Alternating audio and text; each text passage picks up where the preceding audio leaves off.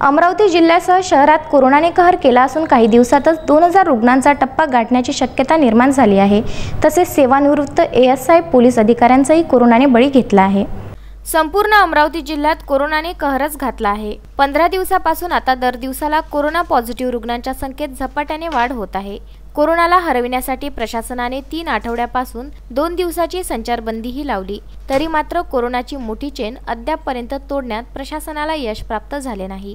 कोरोनाच्या विळख्यात शिक्षक आमदार श्रीकांत देशपांडे यांनाही संसर्ग झाला होता। ते नागपूर रुग्णालयातून बरे होऊन त्यांच्या स्वगृही परत आले, मात्र शुक्रवारी पुन्हा त्यांना श्वास घेण्यास त्रास जाणवल्याने त्यांना उपचाराकरिता बेस्ट रुग्णालयात दाखल करण्यात आले। त्यांचा स्वॅब पुन्हा पॉझिटिव्ह आला आहे। याला प्रशासनाची चुकी म्हणावी की काय असा प्रश्न आता निर्माण होत आहे। तर दुसरीकडे पोलीस विभागातून सेवानिवृत्त झालेले 69 वर्षीय एएसआय या व्यक्तीचा सुपर स्पेशालिटी रुग्णालयात कोरोनाने बळी घेतला आहे। त्यांनी अनेक वर्ष राजापेठ पोलीस स्टेशनमध्ये सेवा दिली होती। तसेच अमरावती जिल्हा स्त्री रुग्णालयाच्या मुख्य परिचारिकेचा अहवाल पॉझिटिव्ह आल्याने जिल्हा स्त्री रुग्णालयात खळबळ उडाली। खबरदारी म्हणून या रुग्णालयाला सॅनिटायझर करण्यात आले आहे। Bureau report, Vidarbha news, Amravati.